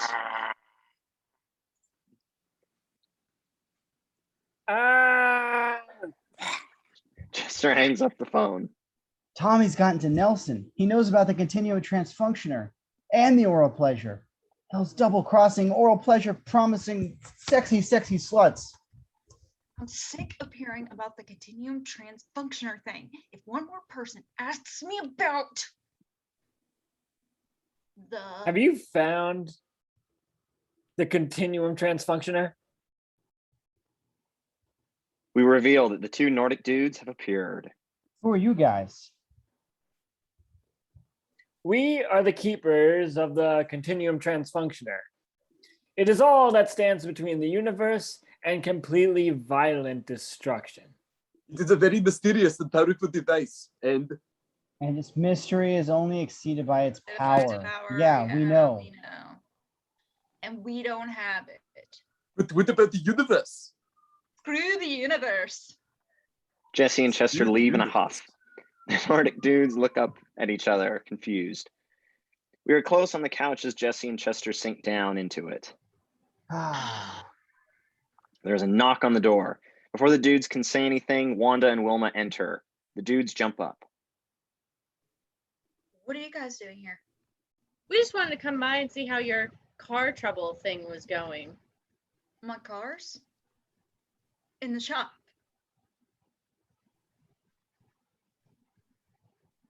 Promise. Wilma! Yeah, I'm sorry. Really? Travis. Was the shop run by those beautiful women in white jumpsuits? The ones who you were hanging out with earlier today? The ones you were supposed to meet later? About that. Today's our anniversary, and not only do you not have gifts, But you ditch us to go run around with some big-breasted rusted bimbos? bimbos while we clean our house Which you guys trashed twice. twice. We're sucky boyfriends. And we've had enough. But You guys can't do anything right. We just want to come over here and tell you guys in person that It's over. Huh. Wanda and Wilma leave. Jesse and Chester fall back onto the couch. they're totally right. We are sucky boyfriends. Do you even remember what kind of gifts we bought them? No, but we talked about getting them something really cool gifts, right? I think so. I don't know. You know, I bet we got them sucky gifts. Yeah, we suck. Jesse picks up a picture frame. It's a picture of the dudes with the twins at a state fair. The dudes are making funny faces and the twins hold stuffed animals and look annoyed. Wait a second. You know what? I've got a really bad feeling in the pit of my stomach. Me too. I guess we're never gonna have sex with the twins. No, this isn't about sex. This feeling, it's something else. Maybe you should go sit on the toilet. No, you know what this feeling is? It's love. Is that what that is? I'm in love with Wanda. You're in love with Wilma. They're like the best girlfriends a couple of chumps like us could ever get. Yeah. We've been taking them for granted, but now that we realize we've been sucky boyfriends, we can change. We can? Yeah, and you know what else? I believe we brought them really cool gifts. Yeah, and I bet they're wrapped in really cool wrapping paper too. Yeah! So here's what we're gonna do. We're gonna go down the impound lot and somehow get the car back, and then we're gonna get those really cool gifts back to the twins and beg them to take us back. Yeah, let's do it. They're about to run out the door. Hold up. I gotta go take a crap. I told you. I know your body. As Jesse heads for the bathroom, Chester pulls up the Rubik's Cube out of his pocket and starts to fiddle with it. A large car lot, nicer than a junkyard, but the same setup. Jesse and Chester stand at a counter across from a large woman, Penny. Between them is a thick glass wall, like at a gas station. At the bottom is a small slot to slide documents through. Boys, got some good news for you. We just got your car in this morning. All right. Right! But the bad news is the new guy parked your car on the wrong lot. So it was sold at auction this afternoon. Damn. Shibby. Holds up a I piece do of paper. have the address of the person who bought your car, All right. but I'm not allowed to give it to you. She laughs. Chester sticks his head under the glass slot, trying to reach the piece of paper. Come on, if you could just. Penny grabs Chester's finger.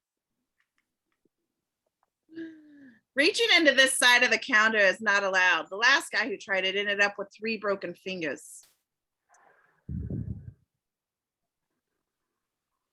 My advice to you is get a couple of bicycles. Penny laughs and exits. They watch her walk off into the back of the offices. Almost said coffee. The dudes then see the piece of paper with the address on it on the other side of the counter. You can reach it, dude. She's a finger breaker. She's just saying that. Come on. Chester sticks his hand under the glass slot. Little by little, he is able to move his hand closer to the piece of paper, finally reaching it. I got it. Chester looks happy for a moment, then realizes he can't move his arm. Dude, I'm stuck. Jesse grabs Chester's arm and starts to pull. No dice. Pull harder. Jesse wraps his arms around Chester and pulls. Still no dice. They look up to see Penny coming back towards them. Here she comes, dude. Hurry. Jesse now puts his feet up against the glass to get better leverage while Chester frantically spits on and licks his arm, trying to lubricate it. The dudes see Penny stop to talk to a coworker who gives her a carrot. Penny, laughing and talking, snaps the carrot in half. Jesse and Chester see the carrot snap. Jesse immediately joins Chester in spitting on it and licking his arm. Just as Penny comes back into the office, there's a pop, and Jesse and Chester fall back onto the ground. Chester clutching the piece of paper. Chesty. Good news, guys. I talked to my supervisor and he said I could give you the address after all. Have a nice day. The dudes come out of the lot with the address. Okay. Next stop, finding my car. Check it out. The 2 Nordic dudes are watching them from across the street. Those totally gay Nordic dudes at 10 o'clock. I've got an idea. Jesse and Chester pull up to the curb in the white Mercedes. In the back seat are the Nordic dudes. Well, Here we are. Now we just go over there and ask for the continuum transfunctioner. Yep, it's that. The Nordic dudes hop out. Thank you. Oh, yeah. Eric, it's Nordic dude number 2. Oh, I know. Now I know. Go ahead, Jesse. Eric, Thank you very much. don't mention it. See you around the galaxy, dudes. The dudes drive away, laughing. The Nordic dudes turn to see they're standing in front of the Chinese food restaurant. On the speaker box, which is now all taped up, the chopsticks are now broken. The Nordic dudes approach. Chinese food, may I help you? Yes, we were told you could help us find the continuum transfunctioner. And then, The Nordic dudes look at each other. The dudes pull up to a red light. Chester looks over to see in the car next to him one of the cult guys, Zarnoff, sitting there watching them. Oh, space nerds are back, dude. Jesse looks over to see on his side a car with another one of the cult persons, Zelmina. The dudes snicker and laugh. Don't worry about them. They're harmless. Jesse looks in the rearview mirror to see Jeff sitting in the back seat. He quickly reaches out and touches both dudes with taser-like devices that knock the dudes unconscious. Chester sits on the living room couch. He looks very relaxed. Classical music plays. After a moment, from between his legs, jumpsuit chick number 1 pops up. now may I have the continuum transfunctioner? Not quite yet. Will you consider giving it to me while I continue to give you oral pleasure? Well, okay. Jumpsuit chick number 1 goes back down between his legs. Chester sighs. Chester is sleeping on the floor. Jesse kicks him. Wake up, dude. Oh, pleasure. What? Nothing. Chester stands up next to Jesse, who sits against a wall. They're both stripped down to their underwear and are inside a small wooden shack. So we've been captured by those creepy space nerds. Thanks, Captain Obvious. Chester tries to open the door. It's locked. I've already tried it. Great. Captured by space nerds. You can't get much lower than that. Chester sits down next to Jesse. They both look bummed. You know, Chester, sitting here in this empty shack, I've realized something. You didn't change your underwear this morning either, huh? No. Well, I mean, yes. I was thinking about what the twins said. Maybe we can't do anything right. I mean, our entire lives, all we've been is a disappointment to people. Our girlfriends, Mr. Pizza Coley, our 3rd grade math teacher. I think you mean all our teachers. Really thought we were going to find my car. We were so close. I guess we should have known this would go wrong somehow. Chester, in this world, there are those who can and those who can't. And maybe we're those kind of dudes who can't. Just then, a couple of big, burly guards dressed in matching bubble wrap jumpsuits enter. Guard number 1 tosses them their clothes. Get dressed. We're going to the big house. Outfits. They're They're not. not outfits. I'm sorry. My bad. Oh, I think you got the. Oh, no, after you. Go ahead. Travis, you're Go on. guard number 2. Yes, I am. Do it. They're not outfits. They're interstellar jumpsuits. Yeah. Sorry. Nice interstellar jumpsuits. Yeah.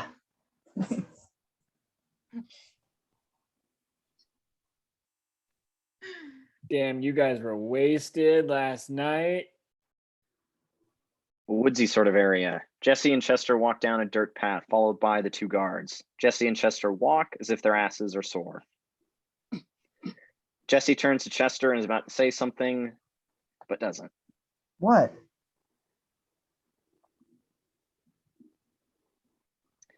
They continue to walk. Both of them slowly reach back and massage, pick at their butts. What? Guard number 1 chuckles under his breath. Jesse and Chester don't notice. Does your ass hurt? Yes, totally, dude. Guard number 2 snickers. The dudes are oblivious. My ass is killing me. It feels like Like what? it's all greasy. Guard number 1 laughs. What's so funny?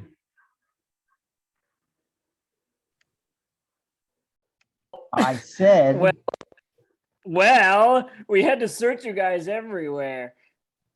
Even down there. It dawns on Jesse and Chester that they've been cavity searched. They look nauseous. Dude. you guys are sick. You know that? The guards continue to laugh. The dudes and the guards emerge from the path into a large backyard. The dudes are marched along the path towards a large house. Nice place. Is this where Zoltan hangs out? No, it's where his parents live. We're going over there. He motions to another structure behind the house. It's a shabbier, extra large garage/guest house type of building with 2 stories.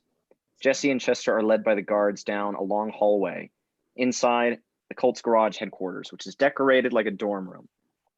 They pass various doors on both sides on the hallway and eventually stop at one.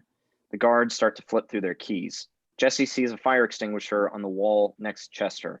He motions to Chester that he should grab the fire extinguisher and hit the guards over the head. Chester looks at the fire extinguisher, then back to Jesse. What?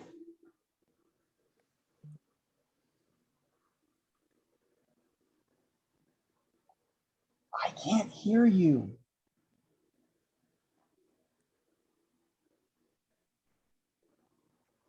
Jesse stops just as guard number 1 turns around to see what's going on. Okay. Guard number 1 turns back around to guard number 2, and they continue to fiddle with their keys. Grab the fire extinguisher off the wall and pump the guys on the head. Chester looks at the fire extinguisher and then looks back at Jesse. You want the fire extinguisher? Jesse gives up and grabs the fire extinguisher himself and bonks the guards over the head with them. What, are you deaf? You don't have to be mean, okay? Just then they hear a door open and close. A couple more cult guys walk by, wearing the same bubble wrap jumpsuits as the guards. They disappear down the hall. How are we gonna get out of here? Chester looks down at the knocked out guards. That's like a little Star Wars thing. Jesse and Chester are sneaking down the hall toward a door with an exit sign above it. They wear the bubble wrap jumpsuits taken from the guards. With each step, we hear bubble wrap popping. We reveal that the bubble wrap jumpsuits are too big for the dudes. Pop, pop, pop. Just then a siren starts up and lots of cult guys and girls start to pour into the hallway, all wearing the same bubble wrap jumpsuits. They rush towards Jesse and Chester, who quickly flip up their bubble wrap hoods so they won't be recognized. Where are you guys going? The big meeting's about to start. Oh, we know. It's just that we have to go to the bathroom. Well, so do I, but I'm holding it in. Come on. So Mina grabs the dudes and pulls them along. As they run off, we hear their jumpsuits go pop, pop, pop, pop, pop, pop, pop, pop, pop, pop, pop. Everyone rushes into the main room. It's a large living room, almost like a big playroom with beaten up couches, posters of babes and bikinis and various comic book characters, and a small stage on risers at one end. Jesse and Chester end up in the back of the formation of about 20 cult people, all standing in front of the stage. Zarnoff comes out onto the stage. There's a creepy eyes wide shut vibe going on. Good movie. It is now my great pleasure to present to you our wise and powerful leader. Jeff starts to play cheesy music on a Casio keyboard as Zoltan, the cult leader, runs out onto the stage. He's an energetic, nerdy looking guy. He bounces all over the stage, urging on the crowd. All the cult guys start to dance and cheer. Jesse and Chester try to blend in. The time has come, you guys. We are finally going to fulfill our prophecy of outer space travel. Everyone yells Zoltan. Zoltan! Jesse and Chester meekly join in. Zoltan. They laughed at us when we said aliens existed. They mocked us when we started wearing bubble wrap jumpsuits. But who's laughing now, huh? I'll tell you who's laughing now. We are! Everyone yells Zoltan again. Jesse and Chester join in more Zoltan. enthusiastically. Zoltan. Soon we will leave this lame planet behind and fly through outer space with cool aliens who like us. It's gonna be awesome. Everyone is silent except for Jesse and Chester. Zoltan! Jesse and Chester open their eyes to see that everyone else is staring at them. There's a very uncomfortable beat. Go Zoltan! That's them. Everyone turns to see the guards who have just entered the room and are in their underwear. They knocked us out and took our spacesuits. We didn't. Yeah, you did. Hey, who are you gonna believe, us or them? Some cult guys grab Jesse and Chester, holding their arms behind their backs. Oh, them, huh? So, you're Jesse and Chester. I've been looking forward to meeting you. I'm just sorry it had to be like this. You should be sorry. That cavity search was totally weak. No, I wasn't referring to that. I was referring to this. Zoltan motions off stage, where two cult guys appear, holding Wanda and Wilma, who are bound and gagged. Wanda, Wilma! Usually we would never resort to violence, but after all, we are dealing with a continuum transfunctioner here. If you don't deliver it to us, your girlfriends are history. Wanda and Wilma look to each other, doubtful. Uh-oh. Uh-oh. don't worry, girls. We'll save you. Yeah, you can depend on us. Enough! Look, go now and find the continuum transfunctioner. Be quiet on your way out. My parents are taking a nap. As Jesse and Chester walk off, we hear a bunch of bubble pops. Nordic dudes still stand at the drive-thru. And then you can just tell us where the continuum transfunctioner is. And And then we'll be able to go and get it. And And then we can continue on our intergalactic journey. then The Nordic dudes look to each other for a moment. Can I get an order of shrimp fried rice? and then Jesse and Chester stand in front of a house in a residential neighborhood. Jesse holds the piece of paper from the impound lot. Are you sure this is the place? Yep. There are various signs on the front door of the house, including no trespassing, private property, knock and die, seriously, you should go away, trespassers will be castrated, balls cut off, etc. The dudes stand there for a moment, then look to each other. Plan B. Plan B. Music cue, sneaky music. A large tree next to the high fence. The tree has branches that reach into the compound. Jesse and Chester drop down from the branches and nod at each other. The dudes sneakily walk through the house's yard. It's chock full of vegetation, almost like a jungle. It's very quiet, and they concentrate on walking very quietly. The dudes hear an entire cuckoo bird sound. They look over in the direction of the sound, but see nothing. I'm scared, dude. Jesse and Chester continue to sneak around. They reach a small clearing with 5 very tall metal cages grouped together. The dudes approach. What do you think those cages are for? I don't know, but they smell like ass. Chester pauses, then takes another whiff. Just then, there is another eerie cuckoo bird sound. Jesse holds his hand up in a fist, motioning for Chester to freeze. Foliage around the dudes rustles. There's another cuckoo. Jesse motions for Chester to follow. Angle on, the dudes coming around another corner, looking all around them as they walk, hearing scary noises. Suddenly, there is a rustling noise from behind them. The dudes spin around, but there's nothing there. The dudes turn back around, but now standing in front of them is a huge ostrich. It stands motionless, staring at them, blinking. The dudes whisper to each other. Dude, It's a llama. it's not a llama, dude. It's an ostrich. Okay. Very slowly. Let's turn around and go back the other way. The dudes slowly start to turn around. It seems to work. The ostrich doesn't move. The dudes finally turn all the way around, only to see 2 more ostriches standing behind them. Okay. New plan. We turn around again very slowly and go the other way. They slowly turn around again, only to find 2 more ostriches have joined the first one. dude. They're everywhere. The ostriches start to approach them. Now what?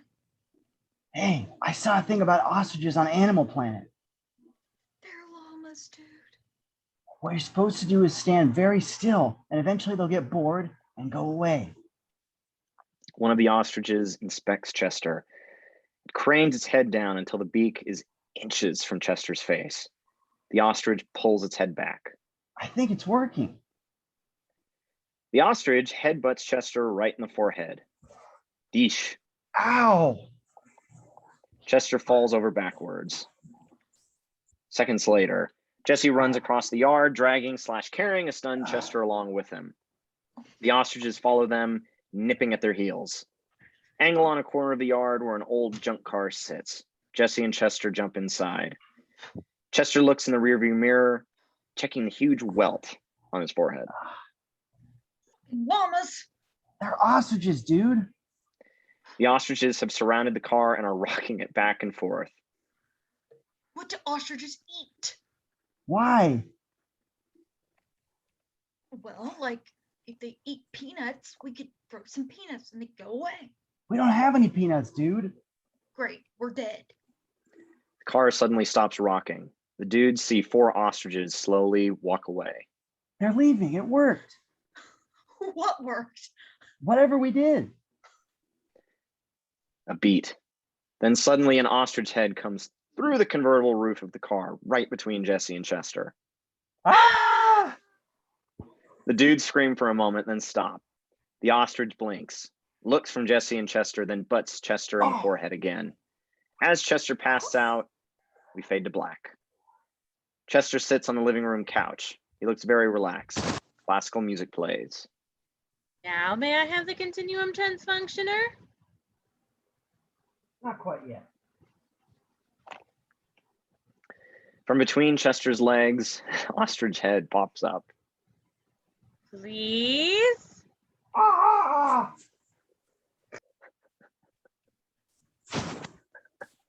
Chester wakes up with a start. He and Jesse are in a small cage, just big enough for them to crouch/stand. They're in a damn dark room. Oh boy. Right next to them is another cage with a guy in it. Mark. Oh, hi, Mark. He has long hair, ripped clothes, and a beard. Hey guys, what's up? Where are we?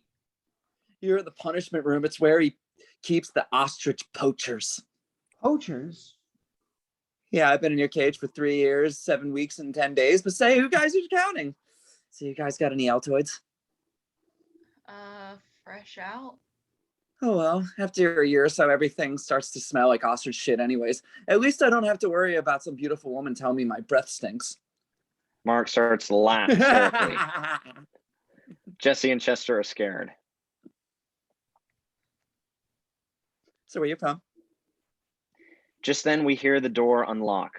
In walks Pierre, a short, skinny French guy with a beret, striped shirt, and a mustache. Morning, Pierre. You're running late. How was your nap? Pierre kicks the cage. Shut your stinging face. He's just in a bad mood. Usually he's pretty cool. Pierre walks up to Jesse and Chester. In France, when we catch a man poaching ostriches, we shave his head, tie his arms around his back, and make him run to the fields in springtime. Do you think you would like this? No. No. However, I am an honorable man. I'm going to ask you one question. And if you get it right, I will set you free. If you get it wrong, you'll be getting to know a lot of Mark over there. Oh! What is the average running speed of a full-grown male African ostrich? Jesse has no clue. He looks to Chester. Well, the full-grown male African ostrich, or the Latin Struthio camelis, can grow to an average height of 6 feet 6 inches and weigh anywhere from 225 to 350 pounds. So I would say at full speed, they could get going up to 27 miles per hour. Everyone stares at Chester, dumbfounded. That is absolutely correct. Animal Planet. Pierre becomes extremely polite. He opens the cage and the dudes get out. Oh, I am so sorry for locking you up in that stinky cage. And what am I thinking? You guys want a beer? Actually, we're just here about the car you bought today. We need to get some stuff out of it. No problem. Right this way. Pierre starts to lead Jesse and Chester out of the room. Nice meeting you guys. Huh, yeah, see ya. Pierre, Jesse, and Chester leave the room. Check out my website. Freakingcage.com, right?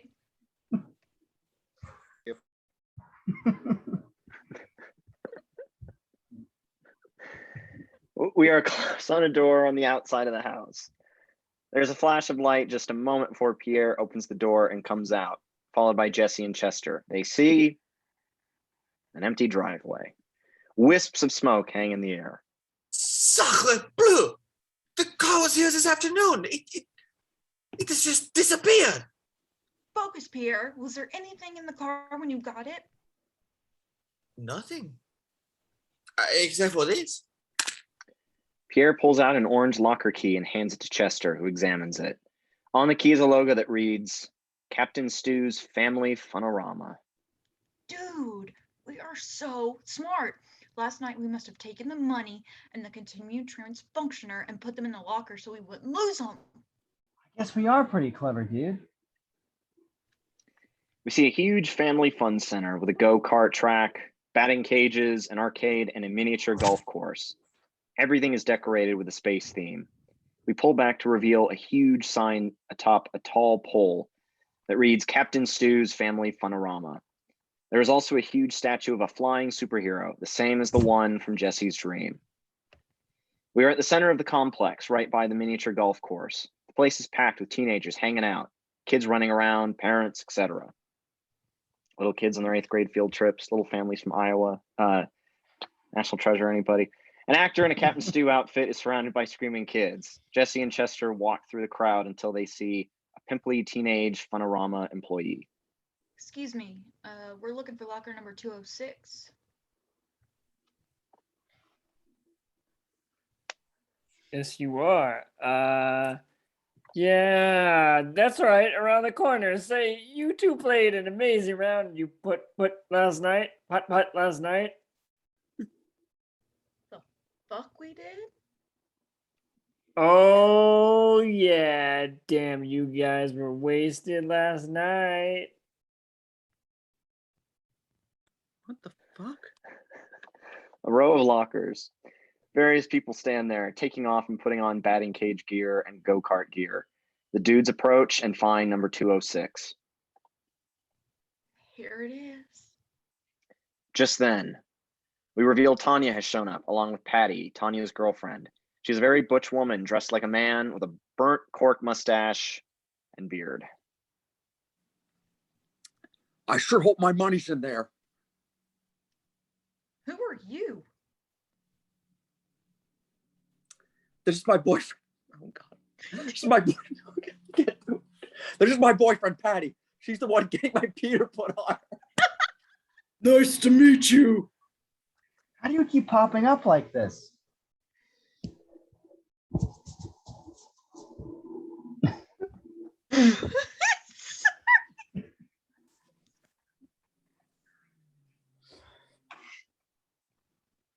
Well, how do you keep popping up like this? Less questions. More giving me my money.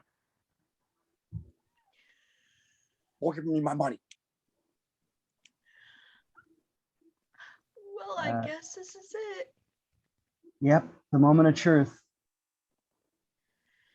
It's been a long, strange trip, dude. It sure has. Both get a little emotional. They hug. Oh, Kelso.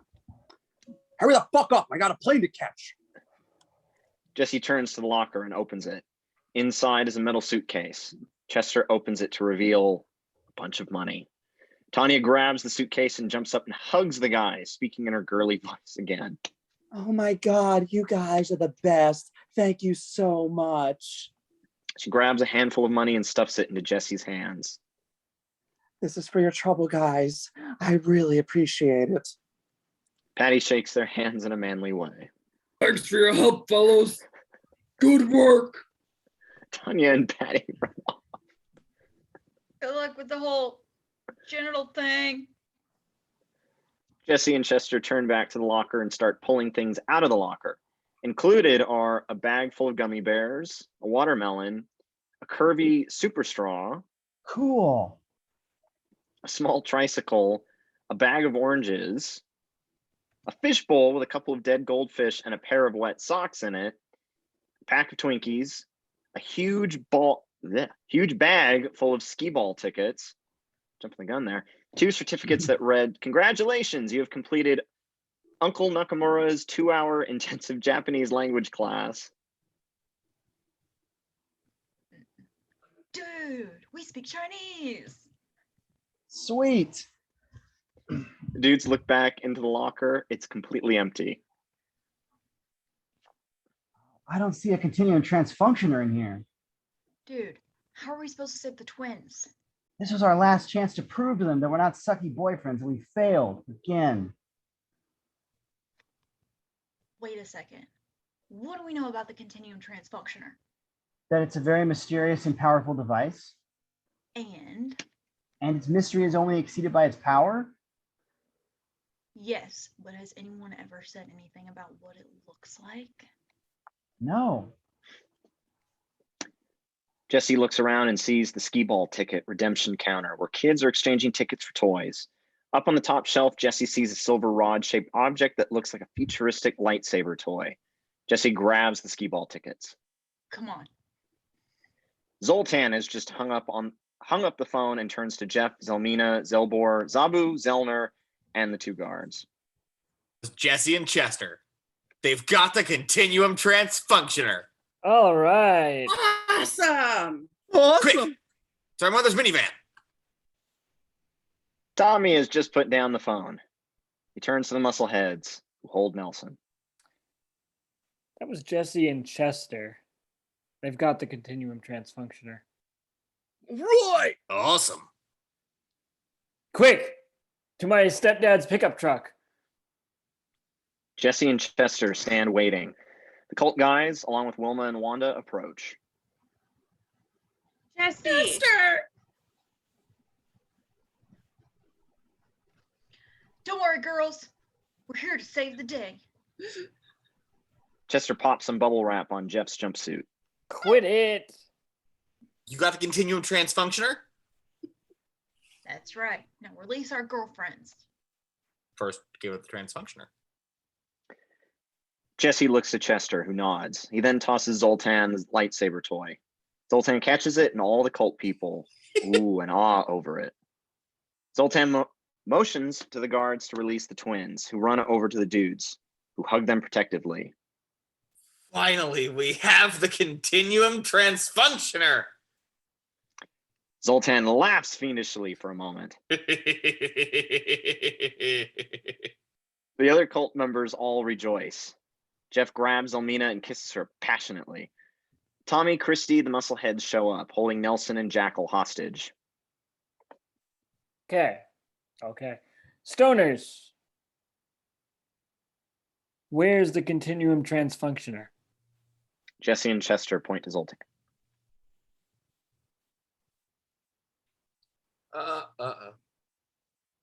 Tommy grabs the continuum transfunctioner and punches Zoltan in the eye. Oh. Tommy motions for the muscleheads to release Nelson and Jackal, who run over to the dudes and the twins. Good, Tommy. You're such a jerk. Yeah, that's our continuum transfunctioner. Well, now it's mine, nerd. Dude, let's get out of here. Chester's playing with the Rubik's Cube. Just a sec. Would you come on? The dudes, the twins, and Nelson and Jackal start to sneak away, but run into the jumpsuit chicks. Where is the continuum transfunctioner? We don't have it. But I'd like you to meet our girlfriends, Wanda and Wilma. Stay away from our boyfriends. You fake-breasted sluts. The jumpsuit chicks look down at their breasts, confused. The dudes, the twins, and Nelson and Jackal turn to sneak off again, but run into the Nordic dudes. Where is the continuum transfunctioner? Okay, just go talk to that guy over there, and then No, no, no, no, no. No, no, no, no, no. And then. Tommy hides the lightsaber toy behind his back and approaches the jumpsuit chicks. I've got the continuum transfunctioner. Now about that oral pleasure thing. My girlfriend's here right now, so I was thinking we could meet tomorrow, say around 2, and then maybe, 3, 4, 5 o'clock, 6, 7, 8, 9, 10, 11. No. You done? Yeah. You done there? First, produce the continuum He transfunctioner. reveals the lightsaber toy. Hey, yo. Let the oral pleasure begin.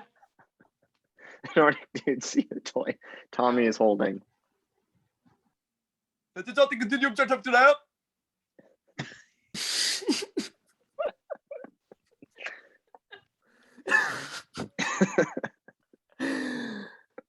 Of course it is. Just then, 3 kids walk by, all playing with the same lightsaber toy. Tommy snaps the lightsaber toy in half. It's nerd bashing time. It's not our fault, it was them. As everyone turns to the dudes, we see that Mr. Pizza Coley has shown up, carrying a bunch of pizzas. I'm looking for a smoky McPot. You ordered pizza? oh, we might get hungry. Oh, it's you two. I should stick these pizzas where the sun don't shine, dig? But instead, I'm just gonna say this. You're fired. Listen, Mr. Pizza Coley, we just wanted to apologize for losing all those pizza. This should cover it, plus a little extra for your trouble. You know what? Consider yourself on fire. Chester grabs Chessie, still holding the Rubik's Cube. Look, dude, I almost got it. Really starting to irk me with your Rubik's Cube fixation. In close-up, we see Chester solve the cube. Sweet. Take that, Andrew. The completed Rubik's Cube levitates out of Chester's hands.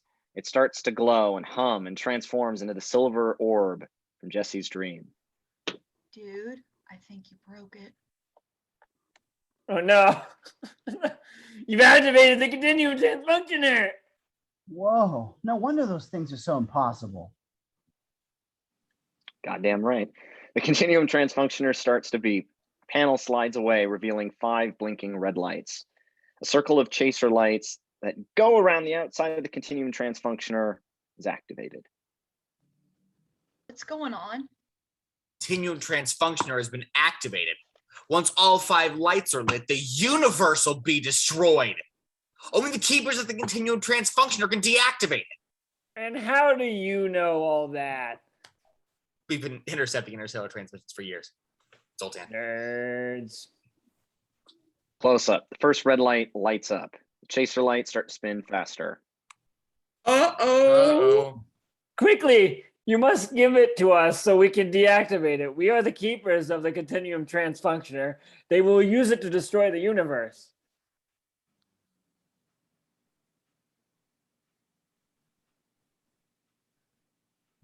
No, we are the keepers of the continuum transfunctioner.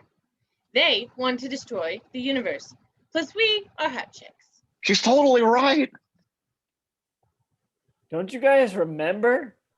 We came to this planet for a break from our intergalactic travels and met you here at the Funorama. We partook of your shibi, and then you gave us a ride back to our spaceship.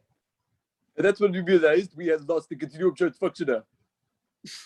No, last night you gave us a ride back to our spaceship, and we realized that we had lost the continuum transfunctioner. Stop copying us! Stop copying us. Bitch. Close up. second red light lights up. The chaser lights start to spin faster. Hurry! There's only 3 blinking lights left to go.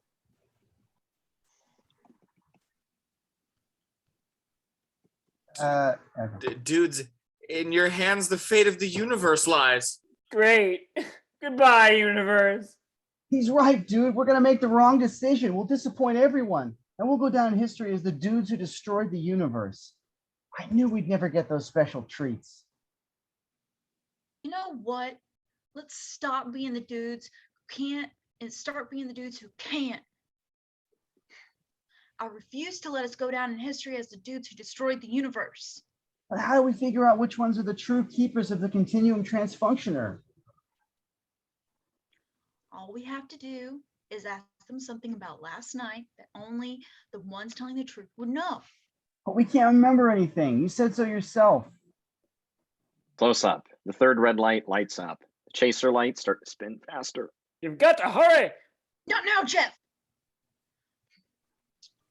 Okay. Let's just start at the beginning and maybe we can talk our way through this. We know we left work with 30 pizzas to deliver, but instead we went to the twins' party, trashed their house, and then we went to the kitty cat club. We accepted a suitcase of stolen money, from a stripper. Right. Then we went and leased a white Mercedes S500, the most shibby of all cars. Got those super sweet jumpsuits so we look fresh driving around. And then that must have been when we saw Christy Boner and totally won the lottery, paid her $500 to see her hoop. Jesse realizes the twins are right there. La hoop. And then we must have gotten those tattoos. Sweet. Dude. And taking Japanese lessons because we always wanted to understand what they were saying in the Godzilla movies. And then we went to the Frenchy Donut on Route 12 and ended up buying donuts for an entire precinct of cops. And then we came here, played around with putt-putt, put all our stuff in the locker. And somewhere in there, we gave someone a ride back to their spaceship. I guess that accounts for everything we did last night. Except for one thing. Jesse turns to the Nordic dudes and the jumpsuit chicks. If we really did give one of you a ride last night, then you would know the answer to this question. Close up. The fourth red light lights up. The chaser lights start to spin really fast. Hurry! What score did we get on the 18th hole of this miniature golf course last night? Jesse looks to the jumpsuit chicks, who are stumped. He then looks to the Nordic dudes. Chaser light starts to spin really fast and vibrate. You got a hole in one. Everyone looks to see what Jesse will do. That is correct. Jesse tosses the continuum transfunctioner to Nordic dude number 1. He holds it for a moment. We all hold our breath. Nordic dude number 1 presses a few buttons and the continuum transfunctioner is deactivated. The jumpsuit chicks are pissed that they didn't get the continuum transfunctioner. Oh! As the jumpsuit chicks scream, the wind starts to whip up. They seem to be changing physically as they group together in a tight circle.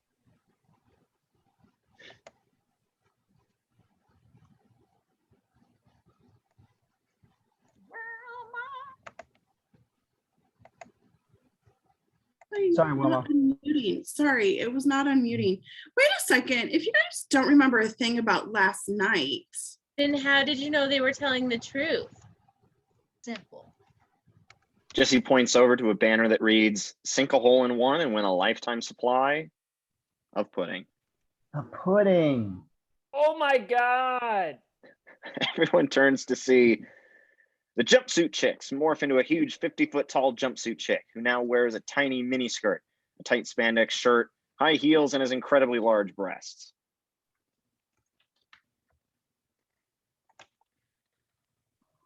That's amazing. Yeah, those are the biggest hoo-hoos I've ever seen. So, do you know, spit or swallow? Swallow. The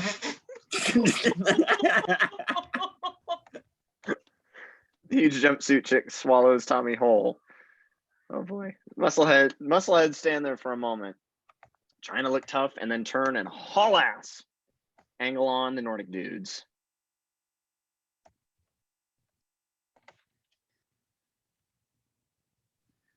Now we will use the powers of the continuum transfunctioner to banish you two. Suddenly, the Nordic dudes are swatted in the air by the huge jumpsuit chick. The continuum transfunctioner goes flying through the air and lands at Jesse and Chester's feet. Jesse picks it up. The huge jumpsuit chick immediately turns her attention to the dudes. Now what do we do?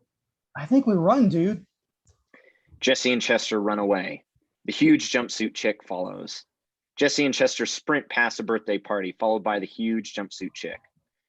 She steps over the birthday party, and a young boy and his father are able to look straight up at her panties, which have pink bunnies on them, as she walks by. I want to go on that ride, Daddy. So do I, son. So do I.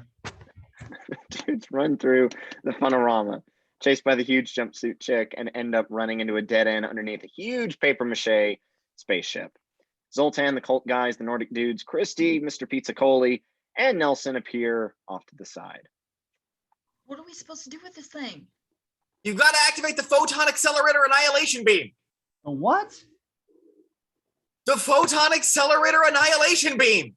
What? They said the photon accelerator annihilation beam. You fool! Jesse is able to slide away a panel that reveals a button, the label underneath that reads Photon Accelerator Annihilation Beam. I think this is it. Jesse goes to push the button, but it is covered by a plastic shield with only a tiny hole in it. Reach it. Huge jumpsuit chick closes in. Deep in your consciousness, you must look, dudes. Concentrate on the knowledge inside, you must.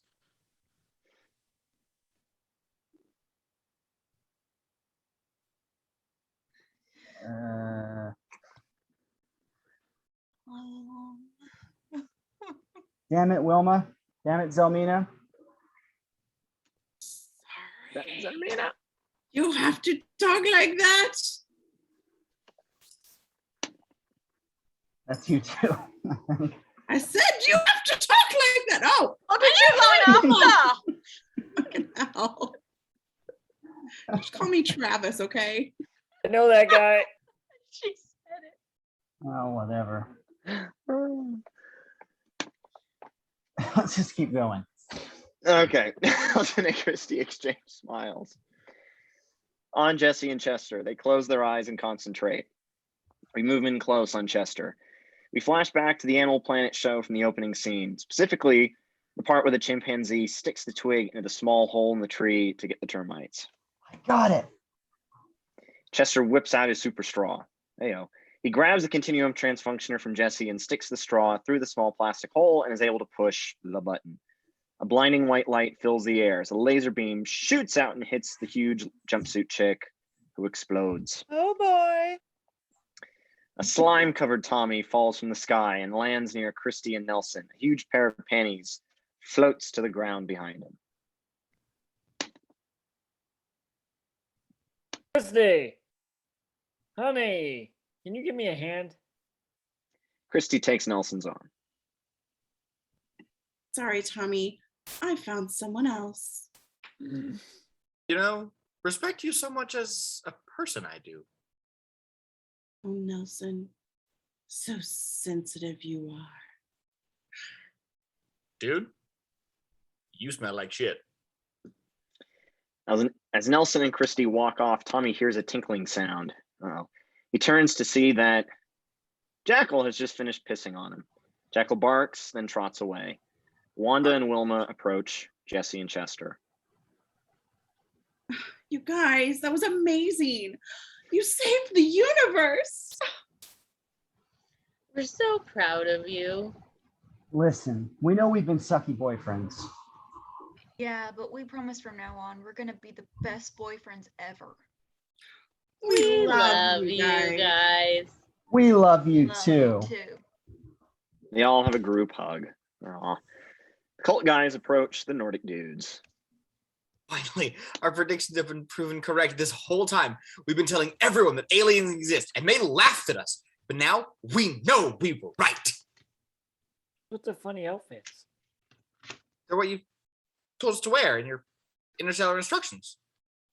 The Nordic dudes start to laugh. Ew. What? Sorry, but that was a joke. What? Yeah, one night we all got wasted and sent out this transmission with a bunch of weird instructions on it. Did you guys really shave your pubic hair? I mean, really? Zoltan looks at his fellow cult members for a moment. No. You're still going to take us into outer space with you, right? The Nordic dudes look confused. Well, there is a party in the Crab Nebula you guys can come to. All right. But we don't really have enough food to go around. Hell, I got 10 Supreme Pizza Cola Pies right here. Would you like to join us? Are you kidding me? Crab Nebula, here I come. Girl, that is one fine looking jumpsuit. Selmina blushes. The Nordic dudes approach Jesse and Chester. Thanks for your help, Jesse and Chester. Nordic dude number 1 takes the continuum transfunctioner, which is now turned back into the Rubik's Cube. You have helped ensure the safety of the universe with your shining example of courage, intelligence, and honor. That's cool and all, but dude, where's my car? Don't worry, we've taken care of it. Wait, but were there anniversary presents in there? You mean you don't remember? Remember? Damn, you guys were wasted last night. Now, before we go, we must eliminate all knowledge of this encounter. Nordic dude number 1 whips out a Men in Black type device. He holds it up, but it doesn't work. He slaps it a couple times. Wait, we have so many questions to ask you about the universe. Like what? I got nothing. I got Nor- something. Nordic dude Have number you ever 1 been holds. to Uranus? Nordic dude number 1 holds up the device again. This time it flashes. From the dude's POV, the screen turns into a big, blurry mess. For a moment, we can see the Nordic dudes lead the cult guys and Mr. Pizzicoli towards a round, glowing object. Then we fade to black. After a moment, Jesse pops up into frame. He's just woken up and has serious bedhead. On TV, a cute chimpanzee intently scratching his head. Chester sits on the couch, watching TV. He also has tremendous bedhead. He is scratching his head just like the chimpanzee. Jesse enters and sits down. What's up? Animal Planet. Had the craziest dream. About what? I can't remember. They sit there for a beat, thinking. The closet door opens and Jean stumbles out. Morning, guys. Morning, Gene. The dudes stand in the kitchen, staring at something off screen.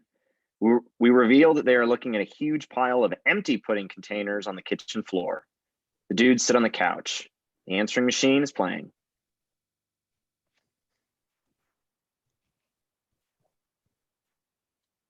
Wilma! And I'm right here Oh, staring at it. Jesus Christ. Sorry. If you've obviously forgotten about our anniversary. Which is today. Music cue. Suspense state! Jesse and Chester cringe. So that means you don't get the special treats we had in store for you. Yeah, we just wanted to call and thank you guys for trashing our house And forgetting our anniversary. and for being such sucky boyfriends. Bye. Bye. Phone slams down and the machine clicks off. Twins sound pissed, dude. Yeah, sensors indicate we're in trouble. Oh, good thing we already bought them gifts. Yeah. So where are they? They must be in your car. We push in on the dudes as they exit the house. So we'll go give the twins their anniversary gifts, apologize for trashing their house, and then get the special treats. And then?